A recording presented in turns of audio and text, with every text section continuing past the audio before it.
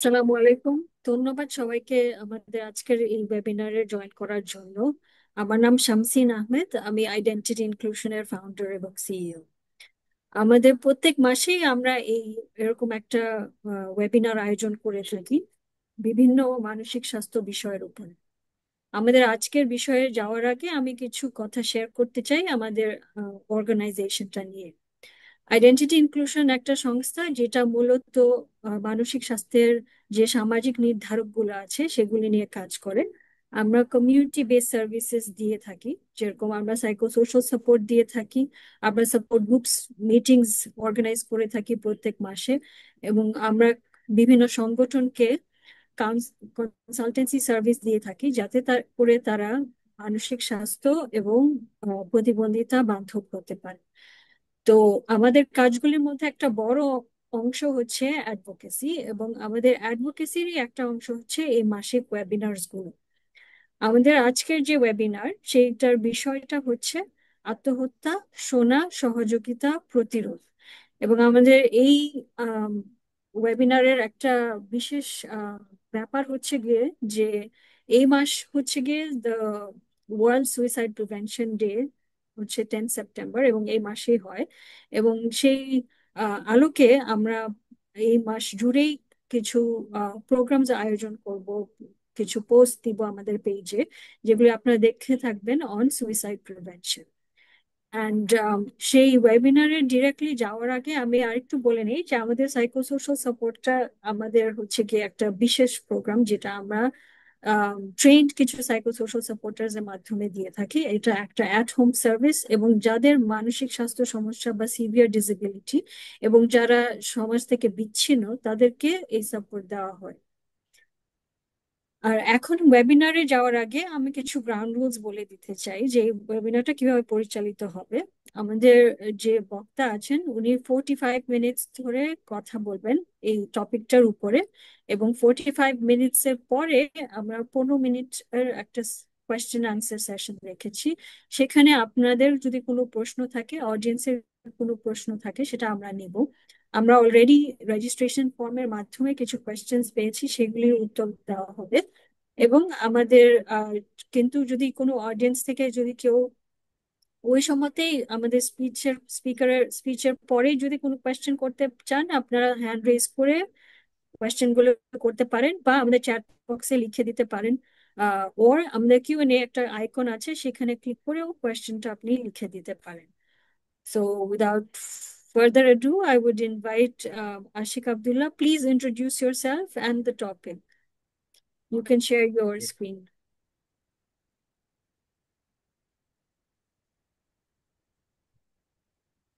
Thank you শামসিনাপু for the invitation and আজকের এই ওয়েবিনারটা যারা জয়েন করেছেন সবাইকে ধন্যবাদ জয়েন করার জন্য।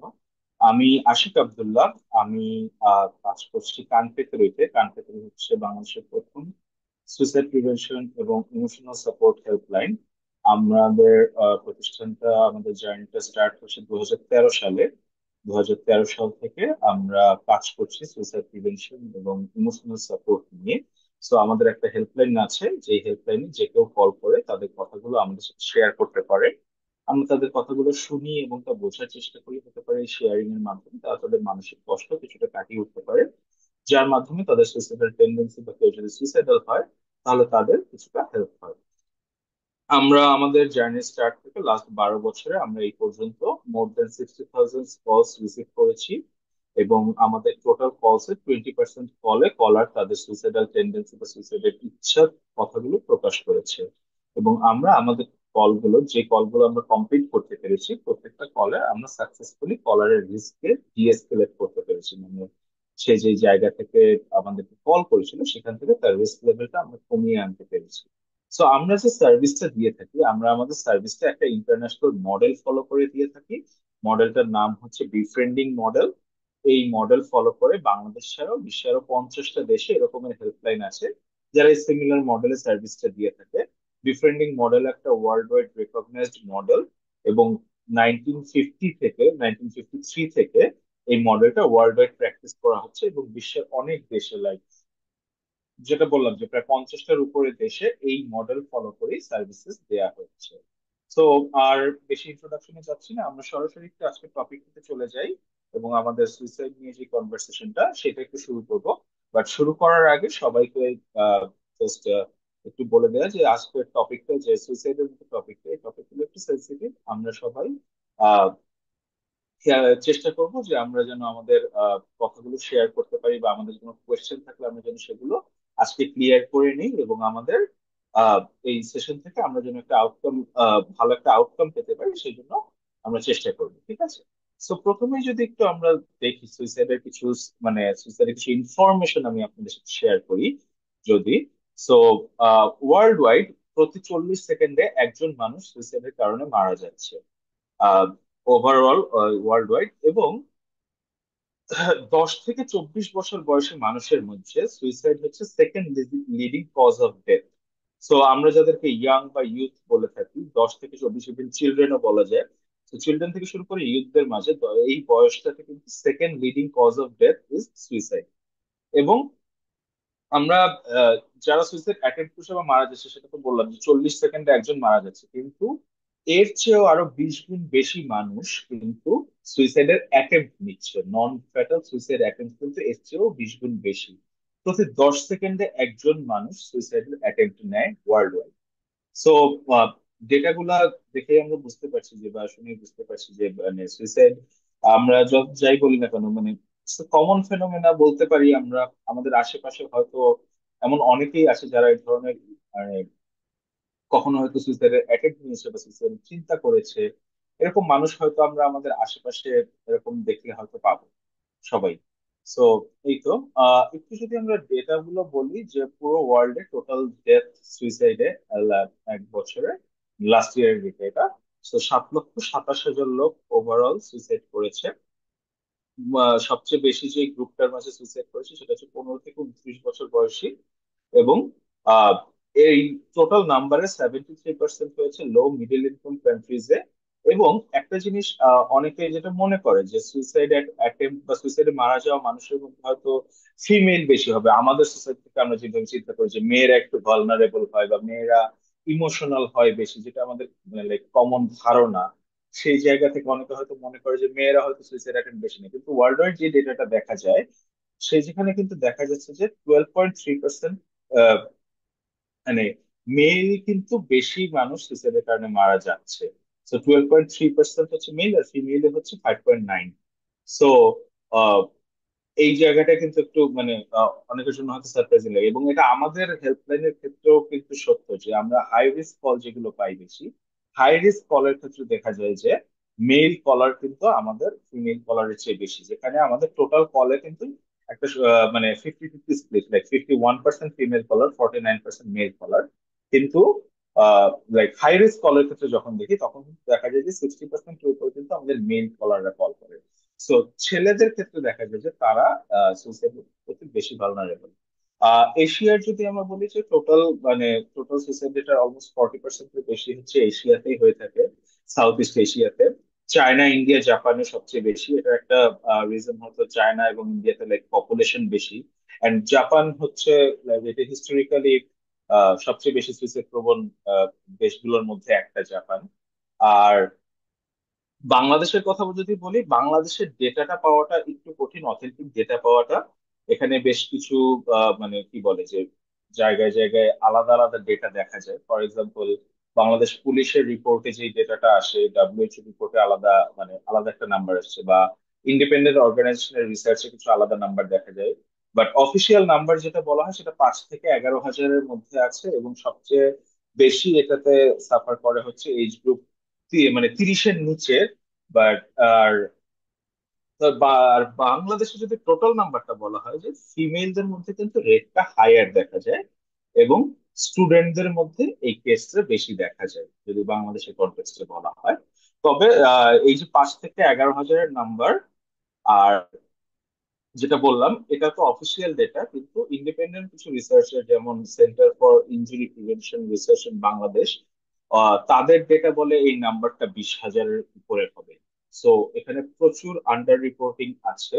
এবং এই আন্ডার রিপোর্টিংটা ওয়ার্ল্ড ওয়াইডই দেখা যায় সুইসাইডের ক্ষেত্রে, বিশেষ করে যেই দেশগুলোতে সুইসাইড একটা ক্রিমিনাল অফেন্স হিসেবে আছে বা সুইসাইড ক্রিমিনালাইজড করা, সেই দেশগুলোতে এই মানে আন্ডার রিপোর্টিং ডেটাটা অনেক বেশি দেখা যায়, যে রাদার যে দেশগুলোতে সুইসাইডটা ডিক্রিমিনালাইজ করা হয়েছে।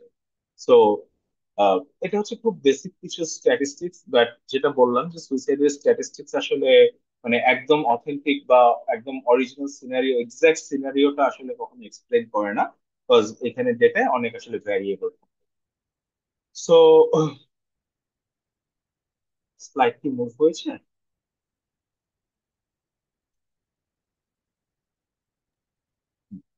সো সুইসাইড নিয়ে যদি আমরা একটু কথা বলি, যে সুইসাইড আসলে কি, সুইসাইড মানে কি, একটা মানুষ যখন সুইসাইড করে সে কি আসলে মারা যেতে চায়, সে কি তার লাইফটাকে শেষ করার জন্য সুইসাইড করে? আমরা যেটা দেখেছি বা আমরা যেটা জানি যে সুইসাইড আসলে একটা মানুষ মারা যাওয়ার জন্য করে না, সে আসলে যখন একটা পেইনের মধ্যে দিয়ে যেতে থাকে, সে তার পেইনটাকে থামানোর কোনো আসলে উপায় পাচ্ছে না, তখন আসলে ওই পেইনটাকে বন্ধ করার জন্য তার কাছে একটা ওয়ে হচ্ছে সুইসাইড। যে আমি মারা যেতে চাই, আমি আমার জীবনটাকে শেষ করে দিতে চাই, এটার চেয়ে বেশি আর যেটা দেখা যায় সেটা হচ্ছে যে আমি আমার আহ কি বলে আমার এই পেইনটাকে আসলে শেষ করে দিতে চাই, এবং লাইফটা যদি না থাকে তাহলে আর পেইনটার মধ্যে দিয়ে আমাকে যেতে হচ্ছে না। এইটা দেখা যায় একটা বড় জায়গা হিসেবে, যে আমি পেইনটাকে শেষ করে দিচ্ছি। এবং এই যে সুইসাইড করে যে মানুষগুলো মারা যাচ্ছে, এটার আসলে কোনো টাইপ করা সম্ভব না, যেটা আমরা বলতেছিলাম একটু আগে, যে মেল ফিমেল স্টুডেন্ট, যদিও আমরা বলতেছি যে কিছু ডেটা আছে আমাদের কাছে যে স্টুডেন্টদের মধ্যে বেশি দেখা যাচ্ছে, মেল বা ফিমেলের মধ্যে কোথাও মেল বেশি দেখা যাচ্ছে, কোথাও ফিমেল বেশি দেখা যাচ্ছে, বাট এটাকে আসলে ওইভাবে ক্যাটাগরাইজ করা সম্ভব না। একজন লো ইনকাম মানুষও সুইসাইড করতে পারে, একজন হাই ইনকাম মানুষও সুইসাইড করতে পারে, স্টুডেন্টও সুইসাইড করতে পারে, যে পড়াশোনা করে না সুইসাইড করতে পারে। আপনি যদি পুরো কেস গুলো দেখেন, সবগুলো দেখলে দেখা যাবে যে সব ধরনের মানুষই আসলে সুইসাইডের কারণে মারা যায়। এই জিনিসটা নিয়ে আমরা আরেকটা সেকশন আছে আমাদের পরে, ওইটাতে আমরা আরো ডিটেলসে কথা বলবো। তো একটু যদি আমরা দেখি যে সুইসাইডের রিস্ক ফ্যাক্টর গুলো আসলে কি, কোন জিনিসগুলো বা কোন ইস্যুগুলোর মধ্য দিয়ে যখন একজন মানুষ যায়, তখন তার মাঝে সুইসাইডের টেন্ডেন্সি দেখা যায়, এটা মানে তারা সুইসাইড করার চান্সটা বাড়ে।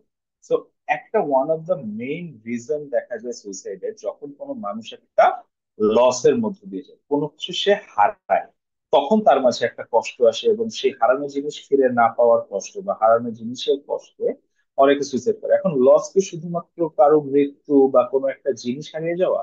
না, লসের আসলে অনেক ধরনের লস হতে পারে একটা মানুষের। যেমন এখানে কিছু এক্সাম্পল দেওয়া আছে: loss of freedom, loss of independence, loss of respect, death of a loved one. কেউ হয়তো পরিচিত সুইসাইডের মাধ্যমে মানে সুইসাইড করে মারা গিয়েছে, বা একটা রিলেশনশিপ ব্রেকআপ হয়েছে, কারো জব চলে গিয়েছে। এখানে যদি রাইট সাইডে আমি দেখি যে লস অফ অপরচুনিটিস, যে আমার আর কোনো অপরচুনিটি আমি পাচ্ছি না, বা একটা অপরচুনিটি পেয়েছিলাম সেই অপরচুনিটিটা হারিয়ে গিয়েছে।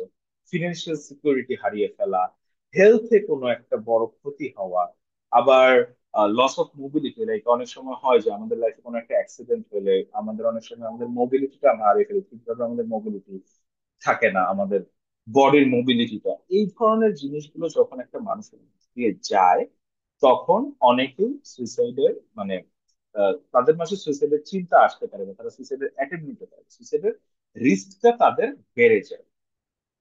এরপর যদি আমরা বলি যে অ্যাবিউজের ঘটনাগুলো, এটা হতে পারে যে verbal abuse, physical abuse, emotional abuse বা সেক্সুয়াল অ্যাবিউজ। এই অ্যাবিউজের মধ্যে দিয়ে যখন কোনো একজন মানুষ যায়, তার মাঝে সুইসাইডের রিস্ক বেড়ে যায়। আহ এরপর আছে আরো কিছু ইস্যুস, যার মাঝে মেন্টাল হেলথ ইস্যুস আছে, কিছু মেন্টাল হেলথ ইস্যুস লাইক বা মেন্টাল ইলনেস, যদি আমি বলি যে মেন্টাল ইলনেস, কিছু মেন্টাল ইলনেস আছে যে এই জিনিসগুলো আসলে মানুষের সুইসাইডাল থটসকে ট্রিগার করে, বা কিছু মেডিসিনস আছে অনেক সময় এক্ষেত্রে ট্রিগার হতে পারে। Family issues, intimate partner abuse, relationship issues. Then আরেকটা ইস্যু আছে যে নট বিলঙ্গিং ইন বা নট ফিটিং ইন, যখন আমরা কোনো জায়গায় ফিট ইন করতে পারতেছি না সোসাইটিতে, লাইক সেক্সিজমের কারণে বা রেসিজমের কারণে বা রিলিজিয়নের কারণে বা ডিসেবিলিটির কারণে, যখন আমরা সোসাইটিতে ফিট ইন করতে পারতেছি না, সেই ক্ষেত্রে অনেক সময় দেখা যায় যে মানুষের মধ্যে সুইসাইডাল টেন্ডেন্সি আছে। আরেকটা বড় রিজন যেটা, সেটা হচ্ছে ভায়োলেন্স। মানে শুধুমাত্র আমি ভায়োলেন্সের শিকার হচ্ছি এটা না, বাট ওয়ার্ল্ড ওয়াইড বা আমার এলাকায় বা আমার দেশে যখন ভায়োলেন্স বেড়ে যায়, তখন কিন্তু মানুষের এই যে লাইফ এন্ড ডেথ নিয়ে একটা আনসার্টেনটি চলে আসে, এবং সেক্ষেত্রে দেখা যায় অনেকে সুইসাইডের রিস্কটা বেড়ে যায়। যেটা বলছিলাম যে সো এই যে রিস্ক ফ্যাক্টর গুলো, এই জিনিসগুলো আমাদের একটু জানা থাকা ভালো, বা আমাদের খেয়াল রাখা ভালো অনেক সময়, যে আমাদের আশেপাশে বা আমরা যদি কখনো এই ধরনের ইস্যুগুলোর মধ্যে দিয়ে যাই, তাহলে আমাদের চেষ্টা করা উচিত যে আমাদের আশেপাশের মানুষগুলোর প্রতি খেয়াল রাখা উচিত, বা নিজেদের প্রতি যত্ন নেওয়া উচিত, যে আমার মাঝে কি এই থটস গুলো আসতেছে না, আমার মাঝে কি এই টেন্ডেন্সিটা তৈরি হচ্ছে না, এই জিনিসগুলোর দিকে একটু তখন নজরে আনা উচিত। সো মোটামুটি দেখা যায় এর বাইরেও আসলে অনেক কিছু আছে, বাট আমরা এখানে মেইন যে মেজর যে কনসার্ন গুলো, সেই কনসার্ন গুলো নিয়ে কথা বললাম। আর এখন আমরা আসি একটু সুইসাইড নিয়ে আমাদের সোসাইটিতে কিছু মিথস আছে। এই জায়গাটায় আমরা হয়তো আমাদের চ্যাট বক্সটা ইউজ করতে পারি, যদি আমরা আমরা একটু ইন্টারাক্ট করতে চাই সেক্ষেত্রে। আহ আমি কিছু স্টেটমেন্টস এখানে শেয়ার করছি, আপনারা চাইলে এটাতে পার্টিসিপেট করতে পারেন, যে আপনারা চ্যাট বক্সে লিখতে পারেন যে এটা কি আসলে মিথ নাকি এটা আসলে ফ্যাক্ট। সো এখানে প্রথম যে জিনিসটা বলা হয়েছে, যে people who kill themselves do not warn others, মানে যে আসলে সুইসাইড করতে চায় সে আসলে কোনো ধরনের ওয়ার্নিং দিবে না। এই স্টেটমেন্টটা কি আপনাদের মিথ মনে হচ্ছে না ফ্যাক্ট মনে হচ্ছে?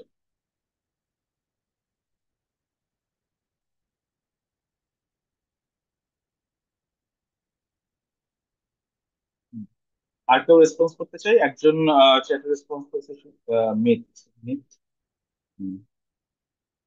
সবাই আসলে মোস্টলি মিথই বলছে। হ্যাঁ, আমরা এই জিনিসটা একটা মিথ, যে সুইসাইড যারা করতে চায় তারা আসলে ওয়ার্নিং দেয়, এবং শুধুমাত্র ওয়ার্নিং দেয় না, প্রতি 10 জন যারা সুইসাইড করে, সুইসাইডের অ্যাটেম্প্ট নিয়েছিল, সুইসাইড করে মারা গেছে, তাদের মধ্যে 8 জনই দেখা যায় যে কোনো না কোনো ভাবে তারা ওয়ার্নিং দিয়ে থাকে।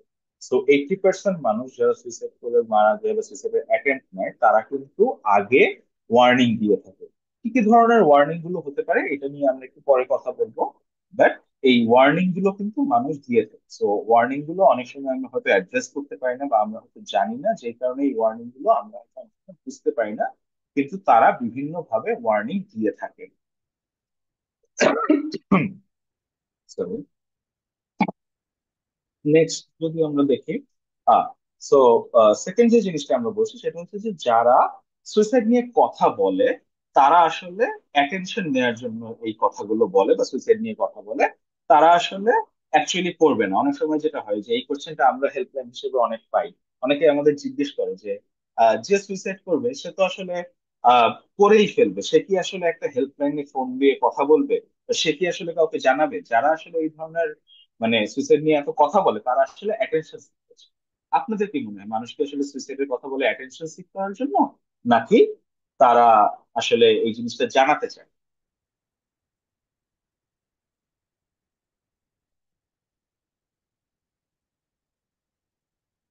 কি মনে হচ্ছে, এই স্টেটমেন্টটা কি মিথ নাকি ফ্যাক্ট? হুম।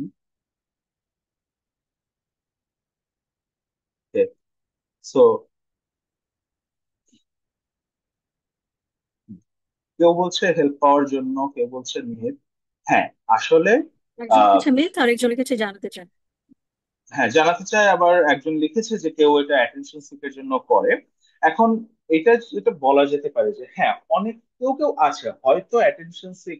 এখন অ্যাটেনশন তো অ্যাকচুয়ালি সে চাচ্ছে, অ্যাটেনশন চাওয়াটা, আমার কাছের মানুষের অ্যাটেনশন চাওয়াটা তো আসলে খারাপ না, তাই না? আমি তো অ্যাটেনশন চাই, আমি একটা প্রবলেমের মধ্যে দিয়ে যাচ্ছি, তো ওই অ্যাটেনশনটা হয়তো সে চাচ্ছে, সেই জায়গা থেকেই আসলে সে বলতেছে। বাট এর মানে এই না যে তার মাঝে সুইসাইডের আইডিয়াটা নাই। ঠিক আছে? সো ওই অ্যাটেনশনটা, সো এটা যে যারা জানায় তারা যে আসলে সুইসাইড করবে না, এটা একটা মিথ। তারা আসলে জানায়, জানাতে চায়, তারা আসলে অ্যাটেনশন চায়, তারা আসলে হেল্প চায়। সো ওই জায়গাটা আমাদেরকে খেয়াল রাখতে হবে, যে যখন কেউ সুইসাইডের কথা বলছে বা এই জিনিসগুলো জানাচ্ছে, সেটা নিয়ে আমরা ফান না করা, সেটাকে অ্যাড্রেস করা, প্রপারলি অ্যাড্রেস করা, জিনিসটাকে অ্যাটেনশন সিকিং বা কোনো একটা টাইপের মধ্যে ফেলে না দিয়ে, সেই জিনিসটা নিয়ে আমাদের উচিত তাদেরকে হেল্প করা, বা সেই অ্যাটেনশনটা তাদেরকে দেওয়া, ইম্পর্টেন্স দেওয়া তাদের। ওকে, এরপর আমরা থার্ডটাতে যাচ্ছি।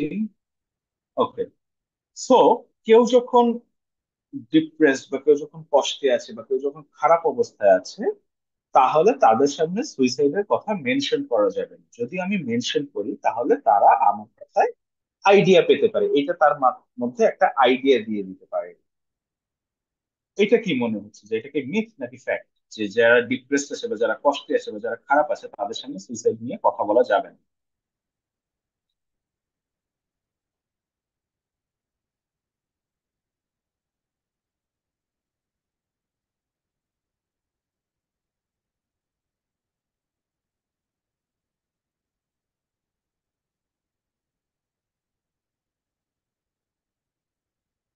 দুজন রিপ্লাই দিয়েছে মিথ।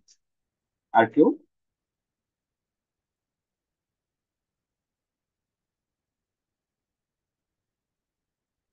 কেউ কেউ ট্রিগার হয় মিথ।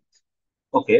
সো মোস্টলি সবাই তিনজন মিথ বলেছে, একজন বলেছে কেউ কেউ ট্রিগার হয়, জান্নাতুল ফেরদৌস বলেছে কেউ কেউ ট্রিগার হয়। সো এই জায়গাটাতে আমরা বলতে চাই যেটা যে আহ, হ্যাঁ, আহ, এই স্টেটমেন্টটা আমি যদি অ্যাজ ইট ইজ বলি যে কারোর সামনে সুইসাইড নিয়ে কথা বলা যাবে না বা সুইসাইড মেনশন করা যাবে না, এইটা আসলে একটা মিথ। সুইসাইড মেনশন করা যাবে, সুইসাইড মেনশন করলে এটা তারা মাইন্ডে কোনো প্ল্যান করবে না।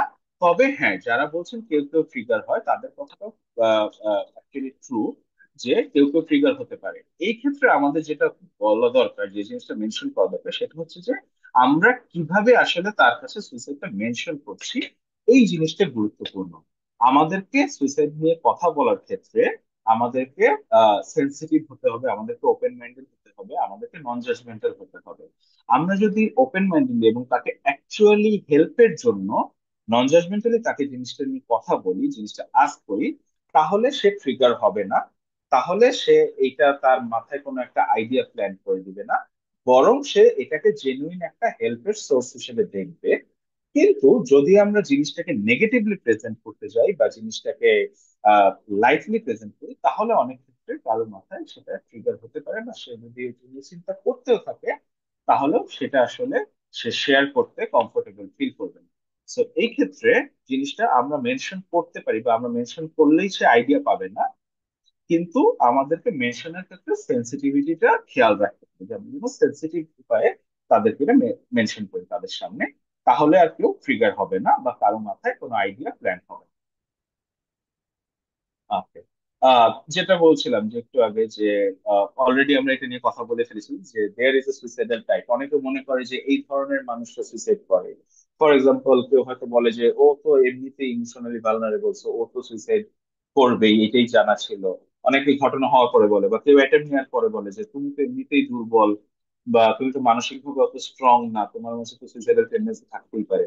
সো এই যে এই ধরনের কিছু কথা, যে সুইসাইড আসলে কোন একটা টাইপের মানুষ করে, এক ধরনের মানুষ করে, এই জিনিসটা, এইটা আসলে একটা মিথ।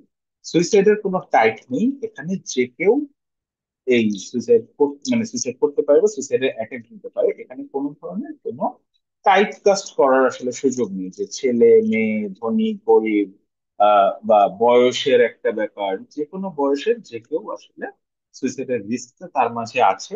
সো কেউ যদি ওই রিস্ক ফ্যাক্টর গুলোর মধ্যে দিয়ে যায় এবং কারো যদি সেই জিনিসগুলো আনএড্রেস থাকে, ইস্যুগুলো যদি আনএড্রেস থাকে, তাহলে যে কেউই সুইসাইডের অ্যাটেম্প্ট নিতে পারে বা সুইসাইড করতে পারে। ঠিক আছে। সো এরপর আরেকটা জিনিস, এই জিনিসটা একটা খুবই মানে একটু যদি আমরা এটা নিয়ে কথা বলি, সেটা হচ্ছে যে যারা একবার অ্যাটেম্প্ট নিয়ে ফেল করেছে তারা আর সুইসাইডের চেষ্টা করবে না। এই স্টেটমেন্টটা কি মিথ নাকি ফ্যাক্ট?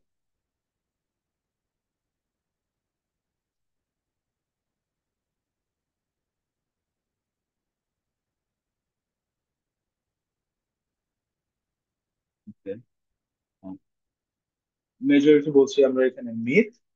হ্যাঁ, এটা আসলে মিথ। কিন্তু এই জিনিসটা আহ, মানে অনেকেই হয়তো মানে আমাদের এইখানে এই গ্রুপে আমরা যারা আছি আমরা হয়তো সবাই এটাকে মিথ বলছি, বাট এই জিনিসটা কিন্তু খুবই একটা কি বলবো ব্যাড এক্সাম্পল। আমাদের হসপিটালের ইমার্জেন্সি ওয়ার্ড, তারা কিন্তু এই জিনিসটাকে মিথ মনে করে না। তো কেউ যখন সুইসাইডের অ্যাটেম্প্ট নেয় তখন তাদেরকে বেসিক্যালি যারা পয়জন বা হচ্ছে আপনার ধরেন ঘুমের ওষুধ খেয়ে ফেলছে, এই ধরনের মিলস এর মধ্যে দিয়ে যারা সুইসাইডের অ্যাটেম্প্ট নেয়, তাদেরকে যখন হসপিটালের ইমার্জেন্সি ওয়ার্ডে নিয়ে যাওয়া হয় ওয়াশের জন্য, এই ওয়াশের প্রসেসটা কিন্তু খুবই পেইনফুল একটা প্রসেস। এবং বেশ কয়েকবার এই জায়গাটায় কিছু অ্যাডভোকেসি করার চেষ্টা হয়েছে যে এই প্রসেসটাকে আরো হিউম্যান করা সম্ভব। সো এখানে তাদের একটা থিওরি আছে যে যদি এই ওয়াশ প্রসেসটা যত পেইনফুল করা হবে এবং যত পেইনের মধ্যে দিয়ে সে যাবে, তাহলে সে পরবর্তীতে আর এটা অ্যাটেম্প্ট করবে না।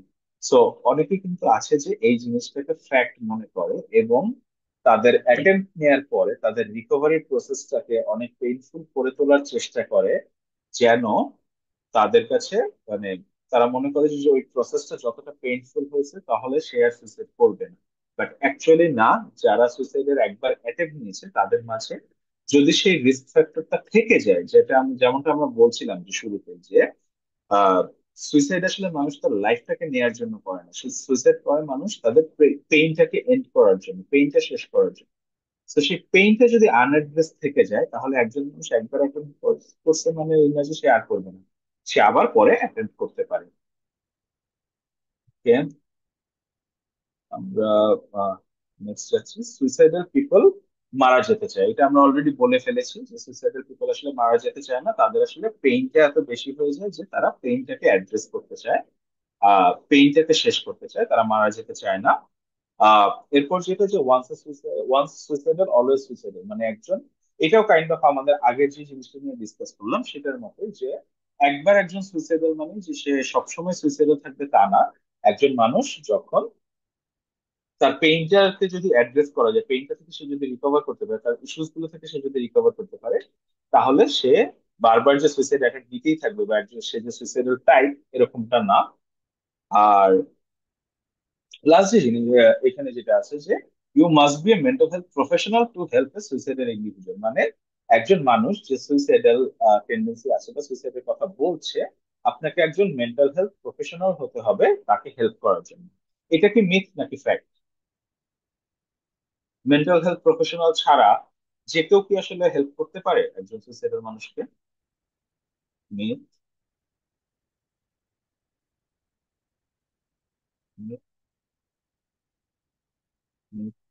ওকে, সো হ্যাঁ, এটা আসলে একটা মিথ। সুইসাইডাল মানুষকে হেল্প করার জন্য কাউকে মেন্টাল হেলথ প্রফেশনাল হতে হয় না। তবে হ্যাঁ, কিছু ক্ষেত্রে যেটা আমরা বলছিলাম যে কিছু মেন্টাল ইলনেস আছে বা মেন্টাল হেলথ ইস্যুস আছে, যেই জায়গাগুলোতে যখন সুইসাইডাল টেন্ডেন্সি, ওই মেন্টাল ইলনেস গুলোর সাথে সুইসাইডাল টেন্ডেন্সি রিলেটেড। যেমন আমি যদি বলি বাইপোলার ডিসঅর্ডার, বাইপোলার ডিসঅর্ডার যারা আছে তারা ম্যানিয়া ফেজে অনেক সময় তাদের মাঝে সুইসাইডাল টেন্ডেন্সি ঠিক করে, তাদের মাঝে সুইসাইডাল টেন্ডেন্সি দেখা যাচ্ছে। এরকম মেন্টাল ইলনেস যাদের আছে তাদের ক্ষেত্রে মেন্টাল হেলথ প্রফেশনাল ছাড়া আসলে নন প্রফেশনালদের ক্ষেত্রে হেল্প করাটা কঠিন হয়। তবে হ্যাঁ, শুধু যে মেন্টাল হেলথ প্রফেশনালরাই হেল্প করতে পারে ব্যাপারটা এমন না। যে কেউ আসলে একজন মানুষকে সুইসাইডাল, যার মধ্যে সুইসাইডাল টেন্ডেন্সি আছে বা সুইসাইডাল কথা বলছে, তাকে হেল্প করতে পারে। এটার জন্য আসলে খুব মানে মেন্টাল হেলথ প্রফেশনাল হওয়াটা ম্যান্ডেটরি। এই জায়গাটা জাস্ট একটু আমি একটা মানে হিস্ট্রি বলে দিতে চাই, সেটা হচ্ছে যে আমি যেটা শুরুতে বলছিলাম যে বিফ্রেন্ডিং মডেলটা অনুসরণ করে আমরা আমাদের সার্ভিসটা দিয়ে থাকি। সো 1950s যখন এটা ইন্ট্রোডিউস হয় তার আগ পর্যন্ত বা যারা সুইসাইডাল ছিল বা এই ধরনের কেসেসে শুধুমাত্র মেন্টাল হেলথ প্রফেশনালরাই হেল্প করতে মানে সার্ভিস দিতে পারতো, অন্য কেউ কারোর জন্য সার্ভিস দেওয়াটা অ্যালাউড ছিল না। সো সেক্ষেত্রে সাইকিয়াট্রিক ইন্টারভেনশন বা হচ্ছে সাইকোথেরাপি বা কাউন্সিলিং, এই জিনিসগুলোর মাধ্যমে মেন্টাল হেলথ প্রফেশনালরা সাইকোলজিস্ট বা সাইকিয়াট্রিস্টরা সার্ভিস দিত। দেন এই মডেলটা যখন ইন্ট্রোডিউস করা হয়, ইনিশিয়ালি কিন্তু এই মডেলটাকেও একসেপ্ট করা হয় নাই as a professional method. So befriending মডেলটা কিন্তু ডিজাইন করা নন সাইকোলজি বা নন প্রফেশনাল মানুষদের জন্য। সো তারা যখন এই মডেলটা ইন্ট্রোডিউস করে তখন কিন্তু শুরুতেই এই জিনিসটাকে একসেপ্ট করা হয় নাই as a method of prevention, suicide prevention. But after 20 years of advocacy 1970-তে গিয়ে কিন্তু এটাকে ওয়ার্ল্ড ওয়াইড সেই রেকগনিশনটা দেওয়া হয় যে নন প্রফেশনালরাও যদি প্রপার প্রসেসের মধ্য দিয়ে একজন সুইসাইডাল মানুষকে কিন্তু হেল্প করতে পারে, প্রফেশনালি হেল্প করতে পারে, তাদেরকে সেই জায়গা থেকে সার্ভিস দিতে পারে। এটা তো গেলো হচ্ছে প্রফেশনাল সার্ভিসের ক্ষেত্রে, বাট এছাড়াও আমরা কিন্তু নিজেদের জায়গা থেকেও কিছু ছোট ছোট স্কিলস আছে বা কিছু ছোট ছোট জিনিস আছে যেগুলোর মাধ্যমে আমরাও হেল্প করতে পারি, সেগুলো নিয়ে আমরা কথা বলবো।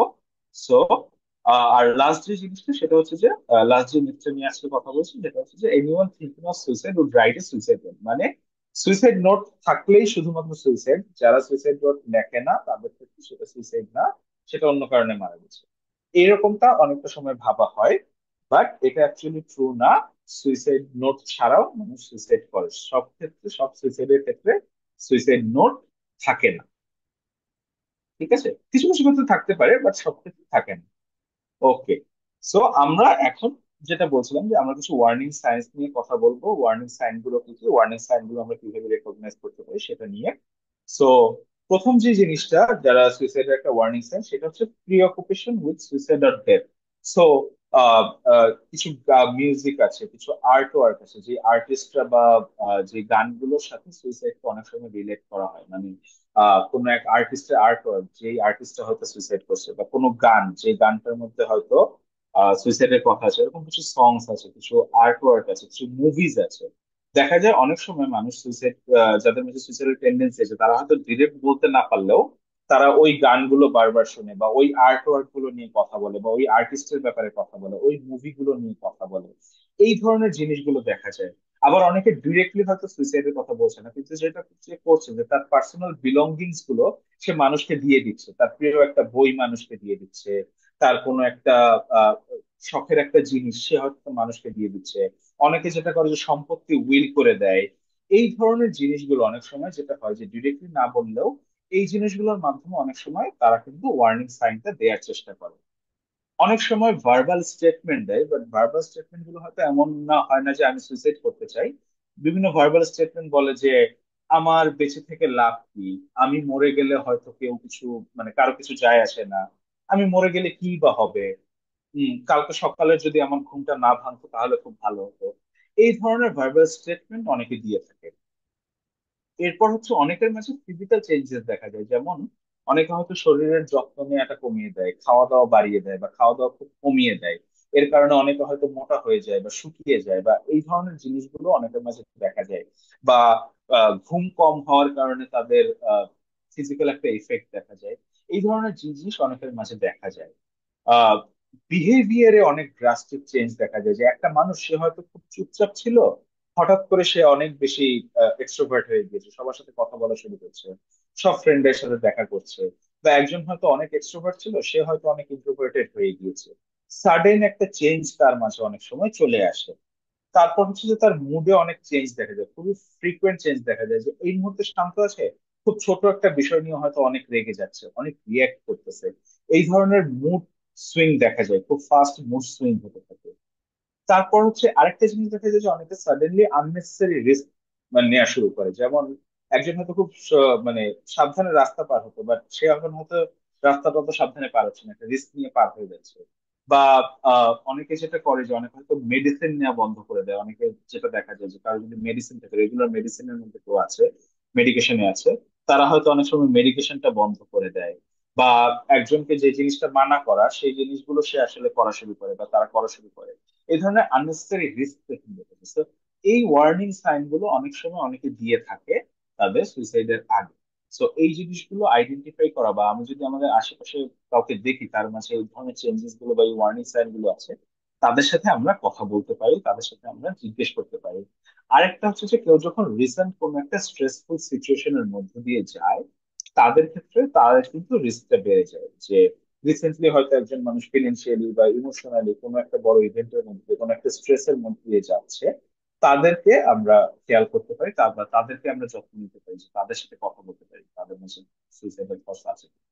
তো এখন কিভাবে আসলে আমি এই যে ওয়ার্নিং সাইন গুলো যদি আমি আইডেন্টিফাই করতে পারি, বা আমার পরিচিত কেউ যদি আমাকে এসে বলে যে তার মাঝে আহ সে সুইসাইডের কথা চিন্তা করছে, তাহলে আমরা কি করতে পারি? তো খুবই সহজ তিনটা স্টেপ আমরা এখানে বলি। প্রথম কথা হচ্ছে আজ তাদেরকে জিজ্ঞেস করা তাদের কি হয়েছে, তাদের সাথে কথা বলা, তার সুইসাইডের প্ল্যান সম্পর্কে জানতে চাওয়া, তার মেথড সম্পর্কে জানতে চাওয়া, পুরো ঘটনাটা তার কাছ থেকে শোনা। তার বন্ধু, তাকে বন্ধুর মতো হেল্প করা, বি ফ্রেন্ড, তাকে কোনো অ্যাডভাইস দিতে যাওয়া না, সাজেশন দিতে যাওয়া না, সলিউশন দিতে যাওয়া না, এই সব কিছুর বাইরে থেকে তার কথাগুলো শোনা, তার পুরো সিচুয়েশনটাকে বোঝার চেষ্টা করা, এবং তার সাথে এই সময়টুকু থাকা, তার পাশে থাকা। এটা তার মানে আমার উপরে এতটুকু প্রেশার নিয়ে না ফেলা যে আমার এখানে কিছু একটা করতেই হবে, তাকে এই প্রবলেমটা থেকে বের করে আনতে হবে, না। প্রবলেম থেকে বের করে আনার চেয়ে ওই সময়টুকুতে মানসিক ভাবে, ইমোশনালি, ফিজিক্যালি যতটুকু যেটা সম্ভব হয়, তার পাশে একজন বন্ধুর মতো থাকা। আমি তার প্রবলেমটা সলভ করতে পারবো না, এর মানে এই না যে আমি তার কথা শুনতে পারবো না। ঠিক আছে?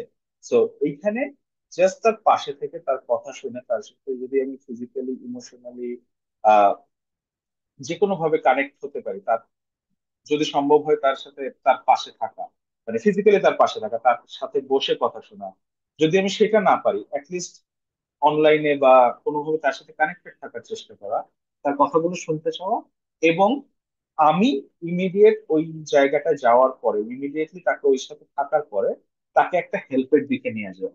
এটা হতে পারে কোনো মেন্টাল হেলথ প্রফেশনাল বা কোনো একটা ইমার্জেন্সি হেল্পলাইন বা যে কোনো, যেই জায়গাতে আসলে হেল্প আছে, যারা যে ইমোশনাল সাপোর্ট গুলো দিয়ে থাকে বা সাইকোলজিক্যাল সাপোর্ট গুলো থাকে, মেন্টাল হেলথ সার্ভিসেস গুলো আছে, তাদের থেকে হেল্প নেওয়া। আমার একাই পুরোটা করতে হবে ব্যাপারটা এমন না। তার সাথে ওই সময়টুকু, ওই রিস্কের সময়টুকু কিছুটা থেকে তাকে একটু বিফ্রেন্ড করে, একটু শান্ত করে তাকে একটা হেল্পের দিকে নিয়ে যাওয়া। জাস্ট এই তিনটা স্টেপ যদি আমি ফলো করতে পারি, আমি যদি ওই জায়গাতে জাজমেন্টাল না হয়ে যাই, ওপেন মাইন্ডেড থাকি, তার কথাটুকু শুনি, তাকে একটু সময় দিই, জাস্ট এই তিনটা স্টেপের মাধ্যমে একজন মানুষকে হেল্প করা সম্ভব যার মাঝে সুইসাইডাল থটস আছে। সো কয়েকটা জিনিস এখানে জাস্ট আমি একটু মেনশন করে যাব। প্রথম কথা হচ্ছে যে সে যেই কিছুর মধ্য দিয়ে যাক না কেন, যেই অবস্থায় থাকুক না কেন, তাকে আমার ওপেন মাইন্ডেড ভাবে শুনতে হবে। তাকে কোনো প্রকার জাজ করা যাবে না। তাকে সলিউশন বা সাজেশন দেয়াটা ম্যান্ডেটরি না। আপনার যদি কোনো সাজেশন থাকে বা যদি কিছু বলতে চান সেটা বলতে পারেন, বাট দিতেই হবে ব্যাপারটা এমন না। সাজেশন সলিউশনের চেয়ে তার কথাটা শুনতে পারাটা, এটা মোর হেল্পফুল। এবং তাকে বা তার কষ্টটাকে বা তার এই ফিলিংসটাকে মিনিমাইজ না করা। অনেক সময় আমরা যেটা করি, আমরা কারো কষ্টের কথা শুনতে গিয়ে অনেক সময় তার কষ্টটাকে মিনিমাইজ করে ফেলি। আরে এটা তো হয়, আরে এটা তো কতবারই হয়েছে। বিশেষ করে ধরেন কোন একটা রিলেশনশিপ ইস্যুতে যখন কেউ কথা বলে, বা ফিনান্সিয়াল ইস্যুতে, বা চাকরি চলে গেছে, এই ধরনের একটা কথা কেউ যখন আমাদের সাথে তার কষ্টের কথা শেয়ার করছে, অনেক সময় আমরা যেটা করি যে আমরা বিভিন্ন এক্সাম্পল নিয়ে আসতে চাই। যে আরে এটা তো অনেকেরই হয়, সবার জন্যই তো এটা কমন, আমারও তো এরকম হয়েছে। আমরা অনেক সময় নিজেদের সাথে রিলেট করি বা নিজেদের গল্পটা বলা শুরু করি। এই জিনিসটা আমাদেরকে একটু অ্যাভয়েড করতে হবে। আমরা মনে করি যে আমরা আমাদের নিজেদের গল্প বা অন্যদের গল্পটা বলে তাকে হয়তো আমরা ইন্সপায়ার করছি, বাট কিছু কিছু ক্ষেত্রে এই জিনিসটা তার প্রবলেমটাকে মিনিমাইজ করে ফেলে। অনেক ক্ষেত্রে দেখা যায় যে এতে মানে যে শেয়ার করছে সে মিনিমাইজ ফিল করে, কারণ প্রত্যেকটা মানুষ আলাদা। যদিও সমস্যাটা এক হোক, প্রত্যেকটা মানুষের ভিতরে তার ইম্প্যাক্টটা বা তার উপরে যে প্রভাবটা পড়েছে এই প্রভাবটা কিন্তু আলাদা।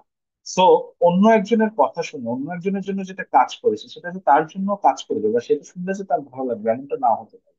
তো এই ক্ষেত্রে আমাদের যেটা করা উচিত, তার সাথে কথা বলার সময় তার সিচুয়েশনটাকে বোঝার চেষ্টা করা, তার মানসিক অবস্থাকে, তার মনটাকে বোঝা, সে আসলে কেমন ফিল করছে, ওই জিনিসটা এক্সপ্লেন করতে দেওয়া। তো এই জাস্ট এই টেকনিক গুলো যদি আমরা মানে কম মানে ফলো করতে পারি, এইটুকু যদি আমরা করতে পারি, তাহলেই অনেক ক্ষেত্রেই একজন সুইসাইডাল মানুষকে আমাদের হেল্প করা সম্ভব।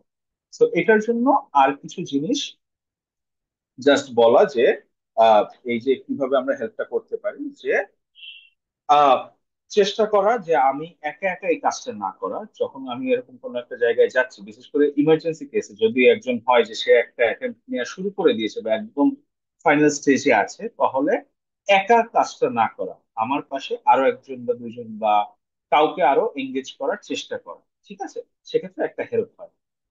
এটা খুবই ইম্পর্টেন্ট যে যে মানুষটা সুইসাইডাল তারা যেন ডিরেক্টলি ওই হেল্পের মানুষটার সাথে কাজ করে। আমরা অনেক সময় দেখি যে অনেকে আমাদের বলছে যে আমার একটা ফ্রেন্ড সুইসাইড করতে চাচ্ছে, আমি এখন কি করতে পারি, আমি এখন কি করতে পারি। এই ক্ষেত্রে আমাদেরকে চেষ্টা করা যে যেই হেল্পলাইন গুলো আছে বা যেই মেন্টাল হেলথ প্রফেশনাল আছে, সেই জায়গাতে কিছুক্ষণ যেটা বললাম যে তার সাথে কথা বলতে পারি, তার সাথে আলোচনা করতে পারি, তার প্রবলেম গুলো শুনতে পারি, বাট তাকে এর পাশাপাশি হেল্পের নিতে ইন্সপায়ার করা বা তাকে হেল্পের জায়গাতে গাইড করা, এটা কিন্তু আমাদের খুব আহ জন্য গুরুত্বপূর্ণ, বা এই কাজটা কিন্তু আমাদের করা উচিত। আরেকটা জিনিস যে ইমার্জেন্সির ক্ষেত্রে নিজেকে শান্ত রাখতে হবে, নিজেকে কাম রাখার চেষ্টা করতে হবে। যদি তার প্যানিকের সাথে আমিও প্যানিক শুরু করি, এটা কিন্তু অনেক সময় রিস্কটা বাড়িয়ে দিতে পারে। চেষ্টা করা তার সাথে কানেক্টেড থাকা, তাকে ছেড়ে না যাওয়া, সেটা ফিজিক্যালি হোক বা ভার্চুয়ালি হোক, যেভাবেই হোক তার সাথে কিছুক্ষণ কানেক্টেড থাকার চেষ্টা করা। এবং যেটা বললাম যে আরো হেল্প চাওয়া, যেমন তার সাথে কিছুক্ষণ কথা বলে আরেকটা ফ্রেন্ডকে এঙ্গেজ করা বা তার ফ্যামিলিকে এঙ্গেজ করে নিয়ে আসা, বা তাকে হেল্পলাইনের দিকে নিয়ে যাওয়া, বা তাকে একটা মেন্টাল হেলথ প্রফেশনালের কাছে নিয়ে যাওয়া, এই স্টেপ গুলোতে আস্তে আস্তে নিয়ে যাওয়া। ঠিক আছে? তো এই জায়গাগুলোতে আমরা হেল্প করতে পারি। আর কয়েকটা জিনিস এখানে, জাস্ট কয়েকটা কোয়েশ্চেন্স আমাদের দিক থেকে স্যাম্পল, যে যে কোয়েশ্চেন গুলো আমরা একজন সুইসাইডাল মানুষকে জিজ্ঞেস করতে পারি, যে এই যে সে আজকে সুইসাইডের অ্যাটেম্প্ট নিতে যাচ্ছে, বা আজকে যদি তার মাঝে সুইসাইডের চিন্তাটা আসছে, এতটা খারাপ কি আগেও তার কখনো লেগেছিল? যদি লেগে থাকে, তাহলে সেই সময়টায় তাকে কি হেল্প করেছিল, কিভাবে সে ওই সময়টা ম্যানেজ করেছিল, আজকে এখন এই সিচুয়েশন থেকে কোন চেঞ্জ গুলো হলে তোমার ভালো লাগে, কোন চেঞ্জ গুলো তুমি দেখতে চাও। একটা কোয়েশ্চেন খুব অনেক সময় হেল্প করে অনেকের ক্ষেত্রে, যে তুমি যদি আজকে মারা যাও, তাহলে তোমার আশেপাশের মানুষগুলো কিভাবে রিয়েক্ট করবে, তারা কেমন ফিল করবে তোমাকে দেখার পরে বা তোমার সম্পর্কে জানার পরে। আজকে এমন কি হয়েছে, এক্স্যাক্টলি আজকের ঘটনাটা জানতে চাও, যে আজকে কি হলো যেটা তোমাকে আজকে এই জায়গাটাতে নিয়ে এসেছে।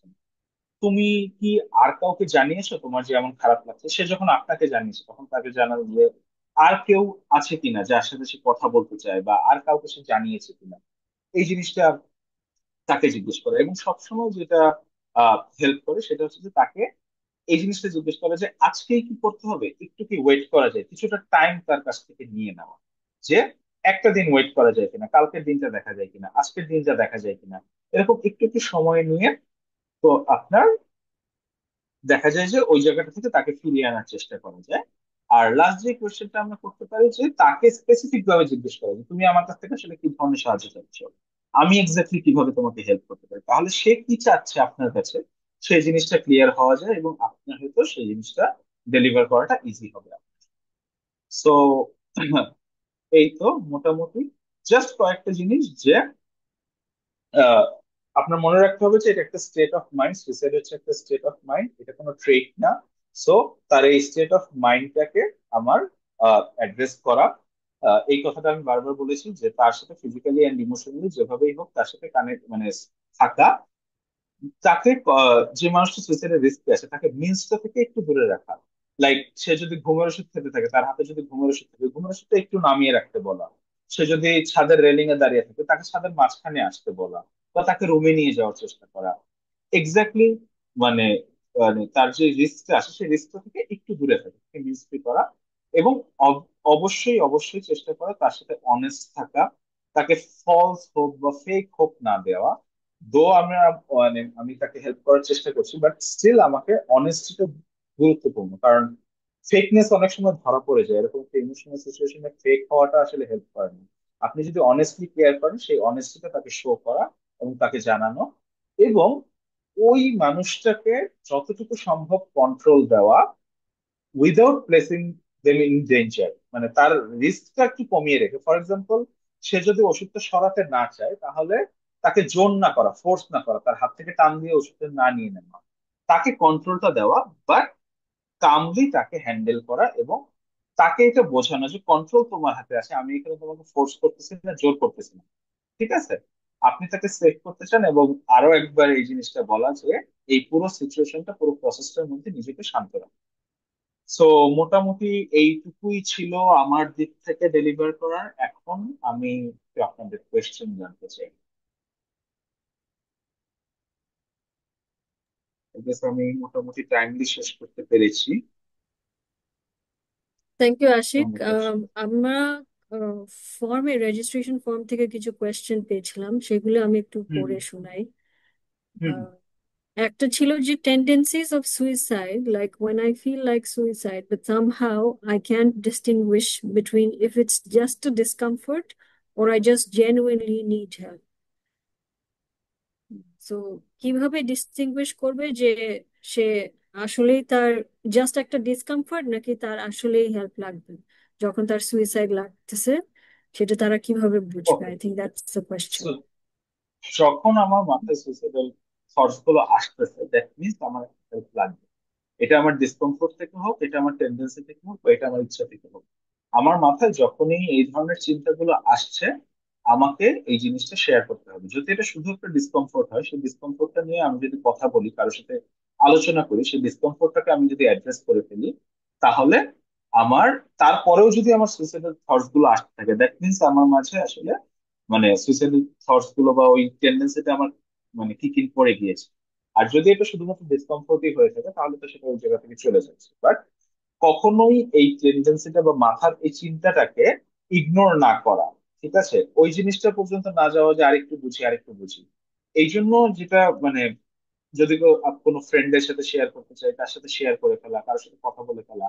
অ্যান্ড এই জন্যই যে যেটা অনেক সময় হয় যে লাইক আমরা যদি প্রফেশনাল হেল্পের ব্যাপারটা চিন্তা করি, লাইক আমি একটা কাউন্সেলিং এর জন্য আহ, যাবো বা একটা সাইকিয়াট্রিস্টের কাছে যাবো, ওইটা কিন্তু একটা বড় কমিটমেন্ট। বাট ওই কমিটমেন্টটা যদি আমরা করতে না চাই তাহলে কিন্তু কানপেথরের মতো একটা জায়গায় জাস্ট ফোন দিয়ে কিন্তু কথা বলে ফেলা যায়। তো কথা বলে ফেললেই কিন্তু ওই জিনিসটা ক্ল্যারিফাই করে যায় ফেলা যায়। তো যখনই এই থট গুলো আসবে তখনই ওই ক্ল্যারিফিকেশনটার জন্য ওয়েট না করে যত তাড়াতাড়ি সম্ভব কোনো একটা জায়গায় জিনিসটা অ্যাড্রেস করে ফেলা, সেটা কোনো একটা ফ্রেন্ডের কাছে হতে পারে, সেটা কোনো একটা হেল্পলাইনে হতে পারে, যে কোনো জায়গায় জিনিসটাকে অ্যাড্রেস করে ফেলা।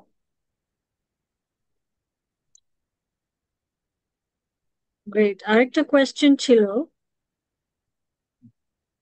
would like to know how not to be suicidal when going through a major transition period in life. আহ এটার জন্য আসলে আমাদের এটা প্রত্যেকটা মানুষের জন্য, মানে এটা আসলে কোনো ইউনিভার্সাল অ্যান্সার আসলে দেওয়া সম্ভব না। কারণ তার জন্য কোন মানে টেকনিকটা কাজ করবে এটা আসলে প্রত্যেকটা মানুষের না একটা তাদের দেখা যায় অনেক সময় একটা নিজস্ব সাপোর্ট গ্রুপ থাকে। ফর এক্সাম্পল, আমি যখন একটা টেন্স সিচুয়েশন দিয়ে যাচ্ছি আমার জন্য হয়তো একটা ট্যুর কাজ করে, একটা কোনো একটা জায়গায় ঘুরতে যাওয়া আমার জন্য কাজ করে। অনেকের জন্য হয়তো ঘুরতে না গিয়ে কোনো মুভি দেখা বা কোনো একটা রেস্টুরেন্টে গিয়ে খাওয়া কাজ করে, কারোর জন্য হয়তো ফ্রেন্ডের সাথে কথা বলা কাজ করে, কারোর জন্য হয়তো মিউজিক কাজ করে, কারোর জন্য বই পড়া কাজ করে। তো আমাকে আসলে খুঁজতে হবে এই যে এই ইনফর্মাল সাপোর্ট সিস্টেম গুলো, আমাদেরকে এই ইনফর্মাল সাপোর্ট সিস্টেম গুলো না আহ আসলে সবসময় এই জিনিসগুলো খুঁজে বের করে রাখতে হয় বা আমাদের মাথায় থাকতে হয় যে আমার এই ইনফর্মাল সাপোর্ট সিস্টেম কি কি। কারোর জন্য সেটা ফ্যামিলি, কারোর জন্য সেটা ফ্রেন্ডস, কারোর জন্য সেটা ট্রাভেলিং, কারোর জন্য সেটা বই পড়া, কারোর জন্য সেটা মুভি দেখা, কারোর জন্য মিউজিক, কারোর জন্য এটা হইতে পারে কোনো একটা ক্রিয়েটিভ ওয়ার্ক, মানে সে হয়তো আর্ট বা মিউজিক, সে নিজে হয়তো কোনো একটা ক্রিয়েটিভ কাজ করে। সো প্রত্যেকটা এই সাপোর্ট মানে আমার জন্য কোন জিনিসটা কাজ করে যখন আমি স্ট্রেসের মধ্যে দিয়ে যাচ্ছি, এই ইনফর্মাল সাপোর্ট গ্রুপ গুলো সম্পর্কে, এই সাপোর্টের জায়গাগুলো সম্পর্কে আমার নিজের নিজেকে আইডেন্টিফাই করে রাখাটা গুরুত্বপূর্ণ। এবং এর বাহিরে যদি আরো আমার দরকার হয় সেক্ষেত্রে যেটা বললাম যে কানপেথরি বা এই ধরনের যে সার্ভিসেস গুলো আছে তাদের সাথে তো যোগাযোগ করতেই পারি আমরা। আচ্ছা, একটা কোয়েশ্চেন ইজ রিলেটেড টু একদম ফার্স্ট কোয়েশ্চেনটা, এটা ছিল যে suicidal thoughts, is it really harmful or not? Sorry. Suicidal thoughts, does it is it harmful or not? Suicidal thoughts আসা কি হার্মফুল কিনা, ওকে, এটাই বোধহয় সো কোয়েশ্চেন। সুইসাইডাল থট আসা তো মানে সুইসাইডাল থটস আসছে আমার মাঝে, আমি যদি অ্যাকশনটা নিয়ে ফেলি, থটটা যখন আমার মাঝে আসছে দ্যাট মিনস আমি তো যে কোনো সময় ওটাতে অ্যাকশন নিয়ে নিতে পারি। সো অবভিয়াসলি ওই সেই জায়গা থেকে এই জিনিসটা হার্মফুল আমাদের জন্য। কারণ যদি আমি অ্যাকশনটা নিয়ে নেই তাহলে তো সেটা আমার জন্য ফ্যাটাল হয়েও যেতে পারে। সো অবভিয়াসলি আমার মাঝে যদি সেই থটস গুলো আসে, আমার মাঝে যদি সেই চিন্তাগুলো আসে, সেটাকে আমার অবশ্যই অ্যাড্রেস করা উচিত এবং আমার দেখা উচিত যে আমার কোন ঘটনার কারণে আমার এই থটস গুলো ট্রিগার করছে, কোন ইস্যুগুলোর কারণে আমি আসলে এরকম ফিল করছি, সেই জিনিসগুলোকে অ্যাড্রেস করা উচিত। এবং যেটা বললাম যে আমার সাপোর্ট সিস্টেমের থ্রু একটা চেক করে আসা উচিত যে আমি কি মানে শুধুই কি এটা জাস্ট থট নাকি একটা এটার কোনো অ্যাকশন আমি নেয়ার প্ল্যান করছি। Thank you Ashiq, you can if you have the number, যে তোমাদের কানপেতের ওই যে হটলাইন নাম্বার, হেল্পলাইন। সেটা স্ক্রিনে দিয়ে দিতে পারো, স্ক্রিনে দিয়ে রাখতে পারো। সরি, আমি শিওর। স্লাইডের নাম্বারটা অ্যাড করতে একদম ভুলে গেছি। সো আমি চ্যাটের নাম্বারটা দিয়ে দিই। হ্যাঁ হ্যাঁ, ওখানে দিলেও হবে। আরেকটা কোয়েশ্চেন ছিল, is there any hormone issue behind suicide? Okay, so hormone issue বলতে যেটা আমরা বলি যে আমাদের যখন কোনো ডায়াগনোস মেন্টাল ইলনেস, যেটা এক্সাম্পল আমি অলরেডি একবার বলেছি যে যেমন bipolar disorder one of the মানে মেন্টাল ইলনেস, বাট এর এর বাইরেও আরো অনেক মেন্টাল ইলনেস আছে যেগুলো আসলে ওই ইলনেস গুলোর সাথে আমাদের এই ইলনেস গুলো যখন আমাদের হয় তখন আমাদের হরমোনাল কিছু ইমব্যালেন্স তৈরি হয়। এবং ওই ইমব্যালেন্স গুলো থেকে অনেক সময় আমাদের মধ্যে সুইসাইডাল থটস ট্রিগার করে, সুইসাইডাল টেন্ডেন্সি আসে। সো অনেক সময় ইলনেসের কারণে, এই হরমোনাল ইমব্যালেন্সের কারণে এটা হয়। আবার যেমন আরেকটা জিনিস দেখা যায় যে পোস্টপার্টাম ডিপ্রেশনের ক্ষেত্রে বা পোস্টপার্টাম সাইকোসিসে যখন একজন মা বাচ্চার ডেলিভারি করে, তখন কিন্তু তাদের অনেক মিক্সড হরমোন তাদের মাঝে কাজ করতে। তো এই হরমোনাল ইমব্যালেন্স গুলো অনেক সময় দেখা যায় যে এই ইমব্যালেন্স থেকে সুইসাইডাল থটস ট্রিগার হচ্ছে।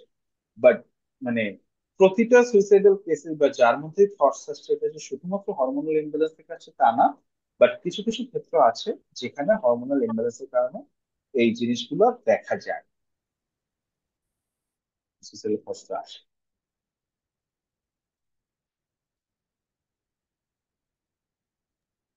রাইট। আরেকটা কোয়েশ্চেন চ্যাটটি এসলো মাত্র, হাউ টু জি, deal how with to deal. Suicidal thoughts and feelings. Okay, so যেটা আমি বললাম যে সুইসাইডাল থট যখনই আমাদের আসবে, আমাদের নিজেদের কিছু ইনফর্মাল সাপোর্ট সিস্টেম আমাদের নিজেদের মাঝে তৈরি করে রাখা উচিত। যে যেটা বললাম যে যার জন্য যেটা কাজ করে, এটা আসলে মানে কোনো মানে আইডিয়াল অ্যান্সার দেয়া নেই। আমি এখানে বলে দিতেই পারি যে আপনি যোগা করেন বা মেডিটেশন করেন, বাট যোগা মেডিটেশন সবাই করতে পারবে না। কারোর জন্য যোগা কাজ করবে, কারোর জন্য মেডিটেশন কাজ করবে, কারোর জন্য বললাম যে বই পড়া কাজ করবে, কারোর জন্য জাস্ট কিছু না, আহ বাসা থেকে বের হয়ে আধা ঘন্টা রাস্তায় হেঁটে আসা কাজ করবে। ঠিক আছে। সো আপনাকে এরকম কিছু নন মানে ইনফর্মাল সাপোর্ট সিস্টেম বা সাপোর্ট গ্রুপ বা সাপোর্ট তৈরি করে রাখা ভালো, যে আপনার জন্য কোনটা কাজ করে এই জিনিসটা দেখা। আর যে জিনিসটা হচ্ছে যে এর বাইরে যদি আপনি এই ইনফর্মাল সাপোর্ট ফর্মাল সাপোর্ট নিতে চান, অবশ্যই ফর্মাল সাপোর্ট অনেক অ্যাভেলেবেল আছে, বেশ কিছু হেল্পলাইন্স আছে, কানপেতরই তো আছেই। সো এরকম যে আরো হেল্পলাইন গুলো আছে বা ইমার্জেন্সি সার্ভিসেস গুলো আছে, তাদের সাথে আপনারা কথা বলতে পারেন, তাদের হেল্প নিতে পারেন, দরকার হলে প্রফেশনাল হেল্প নিতে পারেন। সো লং টার্মের জন্য যদি হয় এরকম, সেক্ষেত্রে প্রফেশনাল হেল্প, সাইকোথেরাপি, কাউন্সেলিং এই জিনিসগুলো কিন্তু হেল্প করে সুইসাইডাল থটস বা এই ফিলিং গুলো থেকে। যদি এমন হয় যে লং টার্ম ধরে আপনার মাঝে সুইসাইডাল থট বারবার আসছে, সব সময় তো এই ইনফর্মাল সাপোর্ট কাজ করবে না, ফর্মাল সাপোর্টের দিকে যাওয়া, সো কাউন্সিলিং, সাইকোথেরাপি, যদি প্রয়োজন হয় সাইকিয়াট্রিক হেল্প, এই ফর্মাল সাপোর্ট গুলোর দিকেও কিন্তু যাওয়া যায়। আর আরেকটা কোয়েশ্চেন এসেছে from registration, how to prevent suicide tendency of youths who are parentless and growing from their institution and school. এটা আসলে খুবই মানে ইম্পর্টেন্ট এবং খুবই ডিফিকাল্ট একটা কোয়েশ্চেন আসলে। কজ এই যে ইনস্টিটিউশন বা তারা যে ইনস্টিটিউশন বা রেসিডেন্সিয়াল কেয়ার গুলোতে থাকছে, এই জায়গাগুলোতে আসলে মেন্টাল হেলথ সার্ভিসেস থাকা জরুরি।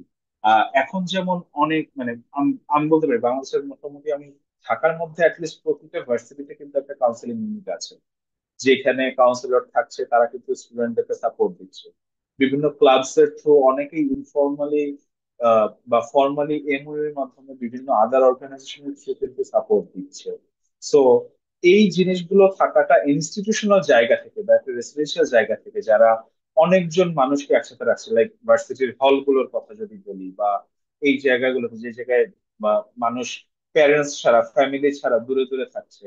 আমি নিজে আমার স্কুল লাইফটা আমি হোস্টেলে কাটিয়েছি। সো ওই যখন যখন আমি ছিলাম, আমি কিন্তু এই জিনিসগুলো ফিল করেছি। আমার স্কুলে এরকম কোনো সাপোর্ট সিস্টেম ছিল না।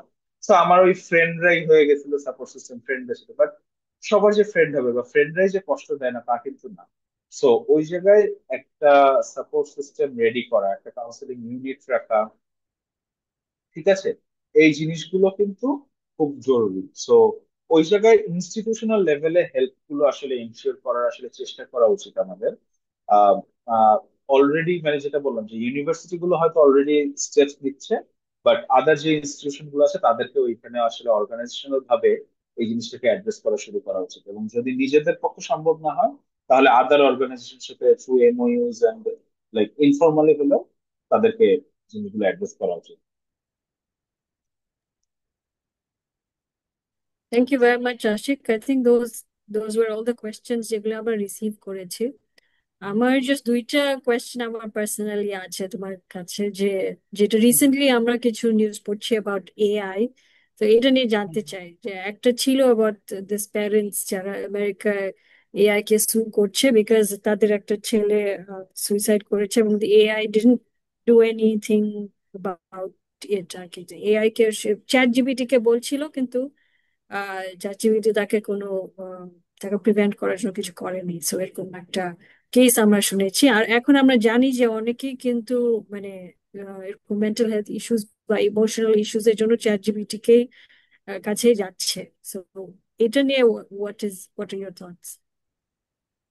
আহ, আমরা রিসেন্টলি এটা লাস্ট 2-3 মাসে শুরু হয়েছে, আমরা প্রচুর কল পাই যেখানে চ্যাট জিপিটির সাথে সে কষ্ট নিয়ে কথা বলতে গেছে, চ্যাট জিপিটি সে সুইসাইডের কথা জানাইছে এবং চ্যাট জিপিটি কেপিআর এ রেফার করে দিছে এবং সে কেপিআর এ কন্ট্যাক্ট করে।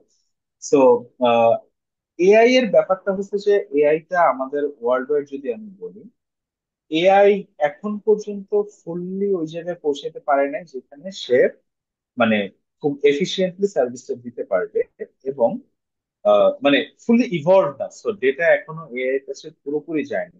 এখন আমরা যদি এআই কে এই জায়গাটাতে, এখন কথা হচ্ছে যে তার মানে কি এই জায়গাটা আমরা ইউজ করবো না, আমরা ইউজ করবো, কিন্তু আমাদের ওই লিটারেসি, নলেজ, ওই নিজেদের উপর কন্ট্রোলটা আসলে থাকতে হবে। এন্ড এই ক্ষেত্রে যেটা বলা যায় যে মানে এআই কে আসলে কি দোষ দিবে, মানে আমরা যেটা বলতে চাই যে মানে যারা সুইসাইড হটলাইন হেল্প করে সবাই কি আসলে সব সময় কি আসলে সেটা পারে সেই জায়গা থেকে?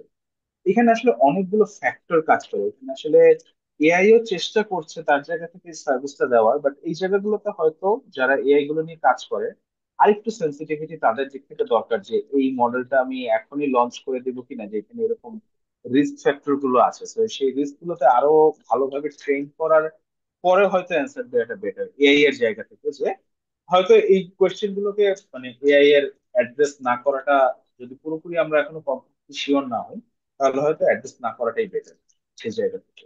যেমন আমরা আমাদের জায়গা থেকে যখন একটা হেল্পলাইন চালাচ্ছি, আমরা কিন্তু আমাদের একটা ভলান্টিয়ারকে পুরোপুরি ট্রেন না করে হেল্পলাইনে দিচ্ছি না। তো আমার এআইটাও কি অ্যাকচুয়ালি পুরোপুরি ট্রেন হয়েছে কিনা সেটা শিওর না হওয়ার আগে এই কোয়েশ্চেন গুলো অ্যান্সার না করাটাই আমার কাছে মনে হয়। ওকে, যদিও সময় শেষ, we have one more question একজন লিখেছেন। হ্যাঁ, হ্যাঁ। হুম, হুম, হুম। আমি আশিক, দেখছি ইউ ক্যান কোশ্চেনটা, রিড সো ইট। আমি একটু, হ্যাঁ, হ্যাঁ। সো আমার মাঝে মাঝে অনেক খারাপ লাগে, কেমন যেন ভিতরটা অস্থির লাগে, বাট সুইসাইডের চিন্তা আসেনি, কিন্তু আমি আমার পেইন থেকে রেহাই পেতে চাই। M I suicide? আহ আপনার মাঝে যেহেতু সুইসাইডের চিন্তা আসে নাই, তাহলে সেক্ষেত্রে আমরা সুইসাইডাল না বলি, বাট আপনার পেইনটা যেহেতু বলছেন যে আপনার অস্থির লাগে, খারাপ লাগে, আপনি এই জায়গাটাতে কিন্তু এই জিনিসগুলোকে অ্যাড্রেস করতে পারেন। এখনো আসে নাই মানে আপনি যেহেতু নিজের কোয়েশ্চেনটা আসছে, সো রাদার আমি যেটা বলছিলাম যে আপনার সেই সাপোর্ট সিস্টেম গুলোতে নক করেন, বা কেপিআর হেল্পলাইনে নক করেন, বা আদার যারা হেল্পলাইন আছে বা যারা মেন্টাল হেলথ সার্ভিসেস গুলো থেকে মেন্টাল হেলথ সাপোর্ট দিয়ে থাকে তাদের সাথে জিনিসটা নিয়ে ডিসকাস করেন, ঠিক আছে? শুধুমাত্র সুইসাইডাল হইলেই যে মানে যখন আসছে তখনই গিয়ে যে হেল্পটা নিতে হবে তা না, আমরা আগেও হেল্পটা নিতে পারি, আমাদের হেল্পটা নিতে কোনো বাধা নেই, ঠিক আছে?